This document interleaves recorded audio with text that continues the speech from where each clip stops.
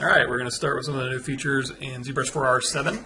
And the first thing we're going to start with is the ZModeler brush. So I'm going to grab a cylinder primitive, I'm going to drag it out on my canvas, I'm going to put it in edit mode, and just like before, I'm going to turn on the polyframe so you can kind of see the polylines here. And this is just a primitive, so you can go down here to initialize, and you can initialize this primitive however you want with your H divides and your V divides. And if I go ahead and make this a polymesh 3D, you're going to see there's a new menu down here.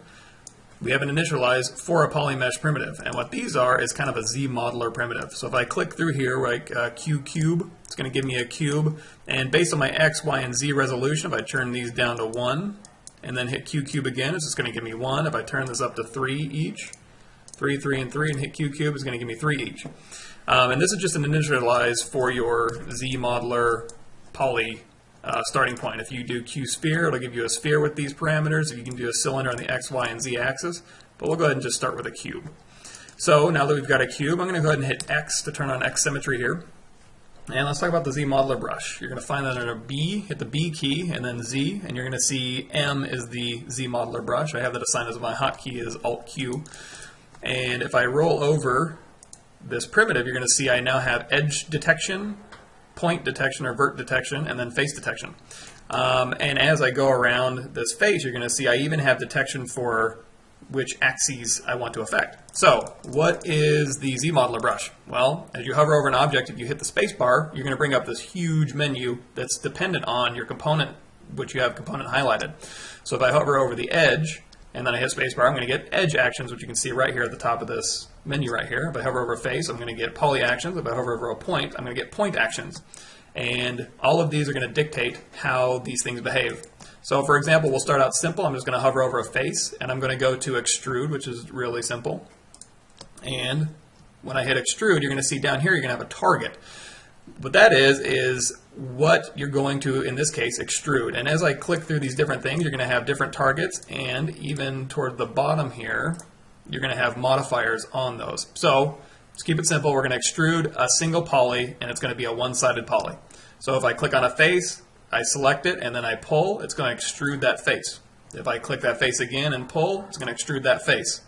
A really cool brush, I'm going to undo this twice, is the new Q-mesh brush, and I use this a ton. So we're going to do the exact same thing, only it's going to be a Q-mesh instead of an extrude, single poly.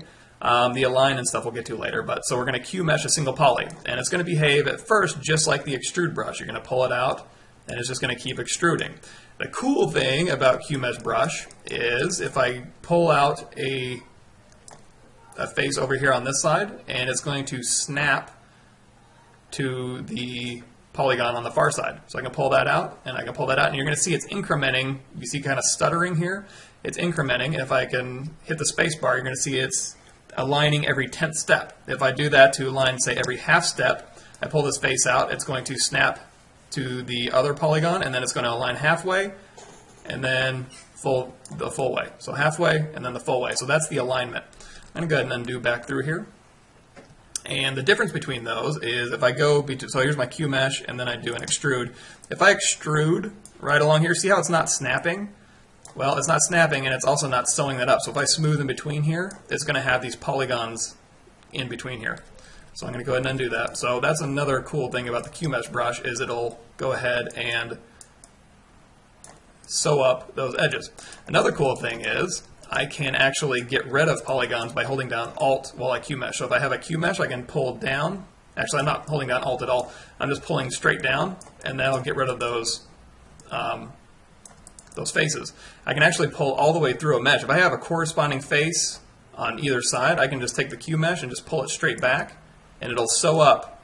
It'll just leave faces behind in there, so it'll leave a nice solid mesh in there.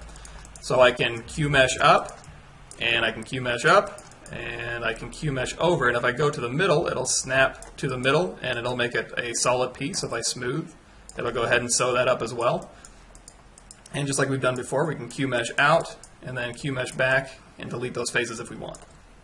So that was the first part of the Q-mesh brush. Now I'm going to go ahead and Q-mesh brush out some of these pieces here. Let's go ahead and talk about some of the edge options. So if I roll over, so I'm hovering over face, and I hit space bar, and these are the face options. If I hover over an edge, I get edge options, and I'm going to go ahead and do an insert single edge loop. So you can do multiple or single. I'm going to go ahead and just do a single. And you can go ahead and just click and drag, and you can start inserting edge loops here. And I'll go ahead and insert an edge loop right down the middle here. Another thing you can do is we'll hover over the point, and we'll do a point split. And you're going to have some options here. You can split a point or you can split ring. I'm going to just split point, and I can go ahead and split these points here. And if I want to, I can go back to QMesh. Now right now I have QMesh a single poly. So if I take a QMesh and I pull it right back through the mesh, it's just going to do a single poly, and it'll do a great job of that. But what I want to do is QMesh all of these phases at once. There's a couple different ways to do that, and that is through your target menu. So QMesh a single poly. If I do polygroup all, you're going to notice I have, let me change materials here. So you're going to see if I do polygroup all and I start pulling this back, that happened to work in this case, but if I had polygroups of the same kind all over the place, like if this was green and this was green and this was green, it would QMesh all of these at once. If that's not what you want, or if that's happening, you can also do polygroup island, and that'll keep it all contained just to this polygroup island, and then I can pull that straight back. Just to demonstrate that, I'm going to add these polygroups somewhere else on the mesh. So how you do that is, if you hover over on a face and you go to your face options, you can do polygroup, and I'm going to keep this on polygroup single poly. And if you just polygroup a single poly, it's going to take the last polygroup and kind of paint it on your mesh. If you want to make sure you're painting with a specific polygroup, like this over here, you can click on the polygroup, hit shift, and that'll select that color of polygroup, and then you can paint that right along here. So for this example, what I want to do is steal this polygroup, so I'm going to click that polygroup, hit shift, and that's going to swap and give me this polygroup loaded, and I'm going to put it here, here, here, and here. And just for the hell of it, I'm going to put it here and here as well. So now I've got this polygroup all over the place. So again, if I go to QMesh, polygroup all, and I start QMeshing this back, it's going to take all of those polygroups and start QMeshing. If I don't want to do that, I can hover over this and do polygroup island. And because this polygroup isn't touching any of these other polygroups over here, they're all the same polygroup, but they're not touching, it's an island, I can just affect this polygroup here and slide it all the way back through. And you'll also notice in here, as I hover over face option, I can do all flat. So I can do a flat island or all flat, flat and polygroup. So if I do flat island, it's going to take this whole island that's not touching anything else. Once it breaks this face right here, these flat faces, if I go to the side here, see how they're just totally flat? If I click here and push, it's going to QMesh all of those flat faces on an island. If I go over here and do flat island, it's just going to do these two because that is the flat island. However, if I just go to, say for example, if we do in front, it'll grab everything that's in front of this and drag them forward, as well as you've also got behind in here, you got brush radius, you can do all polygons, all the quads, all the triangles, so an incredible amount of targets for you to choose from as you're kind of working with your poly model. So whatever makes sense for you to grab, go ahead and grab it.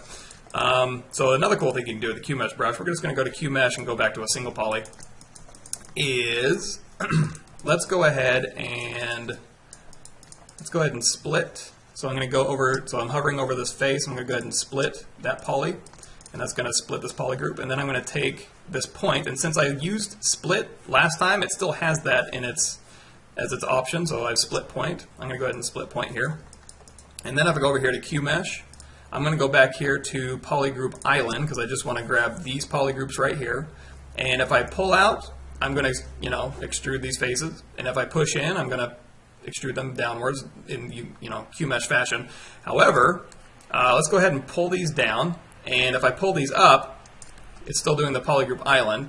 However, if I pull these up and then hold down control, it's going to break those faces off, and then I can just continue to QMesh those up. So now I have an entire piece that fits right down in here. Let's go ahead and talk about subdivisions really quickly. If I go to my geometry over here, and I go to dynamic sub Ds, you're going to see there's a new dynamic button in here, so I can click that on, and by default it looks like it turns into a smooth subdivision, divisible, smooth twice subdivision. So if I click that on and turn off polyframe, you're going to see it starts smoothing my mesh. The hotkeys for that are D and Shift D. So Shift D brings you back out to unsmooth, and then D starts smoothing your mesh. If you crank this to the right, you're going to see it smooths it even more and more. And of course, if I crank it to the left, it's going to smooth it less. So D and Shift D to hop back and forth.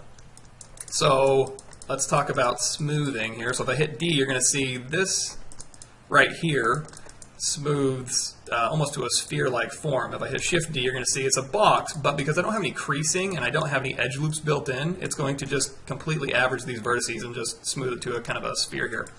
Of course, we've already talked about this one, so if I insert, if I go to my edge options, insert single edge loop is already selected because I've already done that. I can go ahead and insert an edge loop, and then when I hit D, you're going to see it kind of tightens up that border here. I'm going to go ahead and change out this 3. As well as, if I go to back to my poly frame here, I can go to the top here, and instead of Q mesh, I'm going to do inset a single poly, and then I'll go ahead and inset this polygon. So that'll add another edge. So if I hit D again, it's going to tighten that up even more. So basically, I can add geometry to tighten up these areas here. Another way to do that is through creasing, and creasing is super powerful. So if I go over an edge, you can do crease edge loop complete, and you can try that. And if I do that, you're going to see it creased this whole edge loop that way. And if I go to my edge here, and if I want to crease this bottom face, it might be easier to select this face right here and then go to, I can actually crease with a face selection, and I can crease a single poly. So I went ahead and just creased that single poly. So now when I hit D, you're going to see it crease that edge, so you can see it by that dotted line right here. It might be kind of hard to see on your monitor, but there's a dotted crease line on there. So it goes ahead and keeps that nice and creased for you.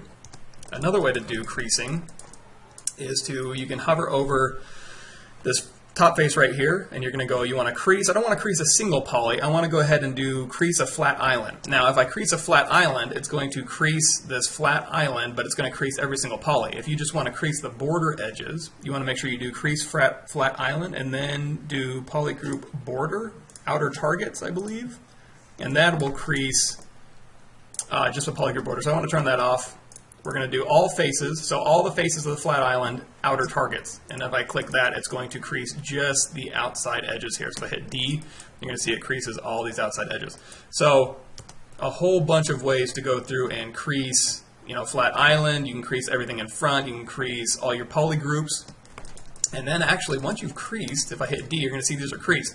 You can also go in here to your crease menu, and you're going to see you now have a bevel option. So it's going to bevel everything you have creased. If you click this bevel button, and then you do this bevel width, you can actually crease everything that was creased. You can now bevel. So I can add a little bevel in here, and then when I hit D, it went ahead and added a bevel right where my crease was. And of course, there's bevel resolution, proportional width, all these other options you can do with your beveling. So feel free to use that, as well as creasing, adding in geometry to keep your polygons a little bit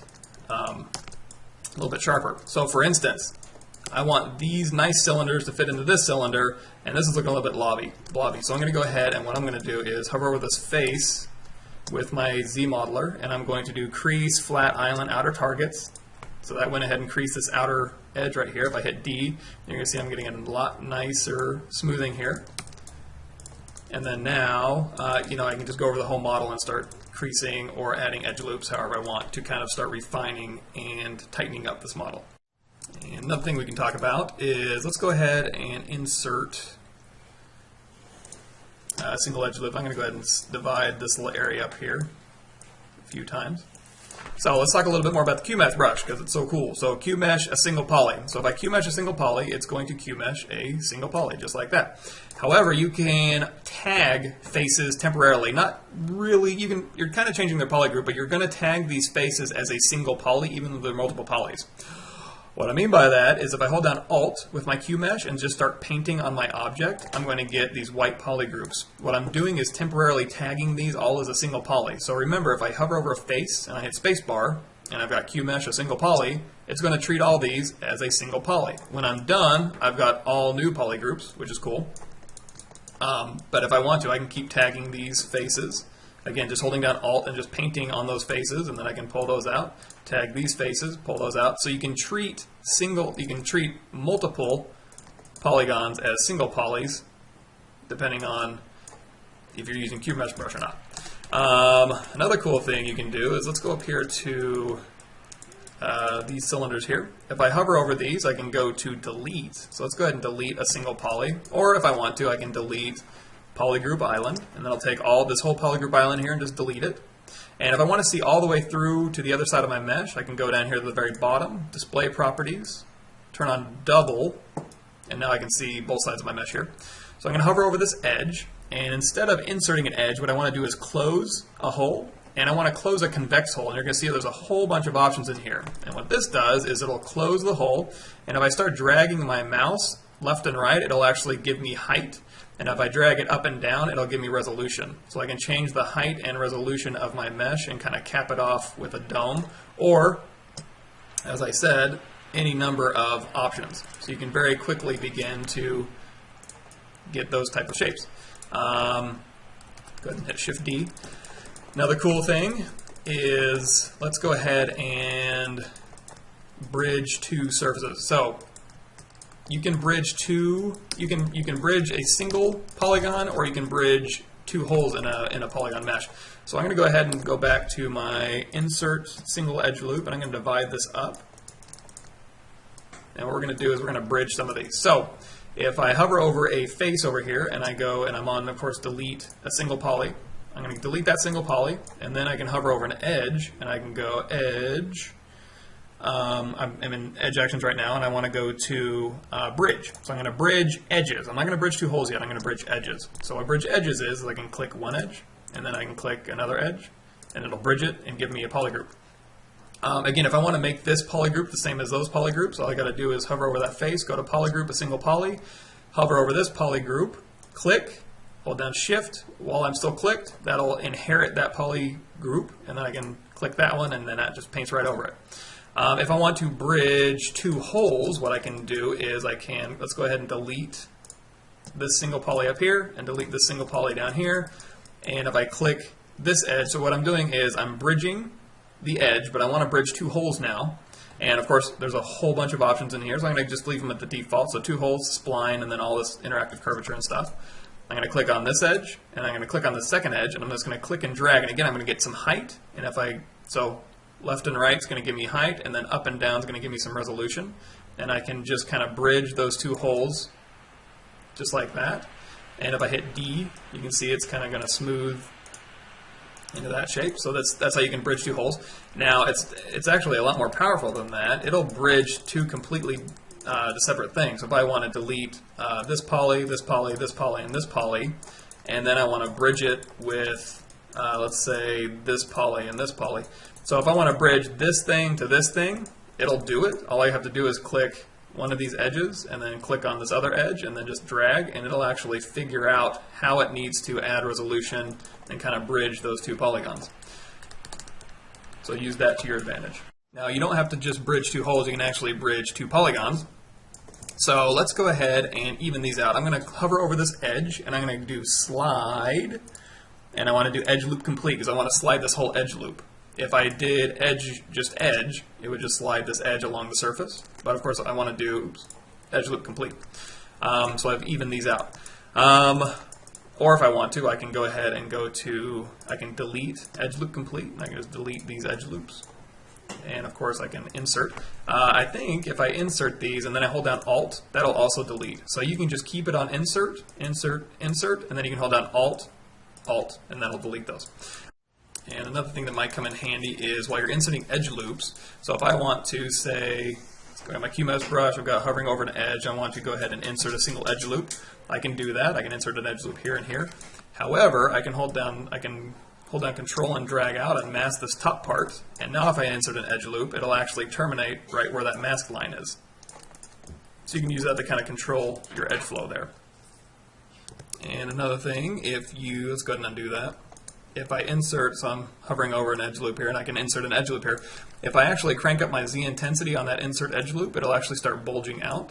So you can kind of see it starting to break that silhouette there. If I really crank that up, I'm going to put one right down the middle. You can see it bulges out on either side. So you can use that to your advantage as well. And let's talk about inset one more time. So if I want to, I'm going to go ahead and temporarily, let's go to inset a single poly, and just like with the QMesh, I'm going to hold down Alt and tag these as both as a single poly, kind of. And then I want to go to inset, And if I inset now, you're going to see it's going to inset both of those faces. If I want to inset this as one solid face, or one solid object here, I can hit spacebar and I can change it to inset region, and now I will inset that entire region here. And so now if I want to inset again, I can do a polygroup island and inset that and inset that. And of course I can go back to QMesh and start QMeshing this stuff out. So there's a ton of functionality in here. We can talk a little bit more. So let's go over to this edge here. We're going to crease, and we'll do edge loop complete. So if I crease this edge loop complete, it'll crease that edge loop complete. If I hold down Alt, just like when I inserted these edges, it'll actually uncrease. So you can use that to your advantage. You can crease, crease, crease, uncrease, uncrease. Oops. And do that really quickly. And one last thing that you can do that sometimes comes in handy is you can mark edges to do operations on them. So if you just want certain edges to perform an operation, you can actually hover over an edge, do add to curve, and then you can start just putting curves right on those edges. And just like anything else you want to do with a curve, any operations you want to perform with curves, like if you want to do insert these with a curve brush or whatever, they're just curves, so you can do whatever you'd like to with it. So you can add curves, and then if you hold, you can delete all curves as I'm hovering over this, because as I have these curves drawn, if I hit spacebar, now I have curve actions. So I can delete and bevel, basically. If I bevel curves, you're going to see there's a whole bunch of options in here. So I can actually bevel just where those curves are laid out, as opposed to beveling all the edges or anything that are in the bevel options. So use that to your advantage. Or if you want to, you can go to Insert, Single Edge Loop. And I have the Z intensity, so that's why it's bowing out there. So I can insert a single edge loop, hover over the edge, do a bevel on this, edge loop complete, and we can just bevel this edge. And of course, there's a ton of bevel options down here. Or if I want to, I can hover over that edge, add to curve, I can select this edge and this edge, let's say, and then I can do bevel all the curves, and then it'll just bevel the curves I have selected. And just one more quick thing that I believe it is Joseph Drust showed everybody. We're going to go ahead and initialize a Q cube at a res of 2. And if I go over here, I'm going to go into my QMesh brush, and I'm going to do a cool thing that's a QMesh, and you're going to actually, it's not QMesh, it's bridge. And we're going to bridge connected polys, and we're going to do a circle, and we're going to do a specified curvature of 100 and a specified resolution of 8. And what I can do is bridge two connected polys. Now, as you'll see as I roll my cursor around, you're going to see that orange line sticking out. That's going to bridge or connect the polys that it's pointing to. So if I have an orange line pointing to this polygon and I click, it's going to bridge those connected ones. Now, if I hold down Shift and Smooth, you're going to see that it's going to leave a little bit of triangles in here. So in order to get rid of that, what I can do is on the bridge options, I'm going to go ahead and turn on triangle sides. And now when I click, it's going to bridge those connected polys. Now, of course, I can go back up here and do a Q mesh and just drag down to get rid of those ones. I'm going to do a Q mesh with an align full step. And you're also going to notice if I make my brush size smaller, it's going to really just snap straight down. So the smaller your brush size is, the faster it's going to actually push the Q mesh down. So now that I've done that, I can go in here to my split point, and let's say I can split this point here, and I can split this point here. And if I want to even this out, I can go ahead and do the split point and then do a split ring. And then I'll split ring on this side. And of course I can go back in here with my Q mesh brush, a single poly. I'm going to mark these for all as a single poly. Drag that through, and it'll attach to the other side. And from this point on, I can go ahead and let's say we want to do a crease, flat. Let's do a flat island, polygroup border, oops, all faces, outer targets.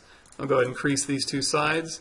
And then when I hit D, you'll see that I have a nice, smooth, creased object with a hole in it and the quick poly bridge. So I thought that was a pretty cool technique in there too. So I hope you enjoyed this very, very quick run through of the ZModeler brush. Obviously, I'm not covering all these options in here, but that's a pretty good start.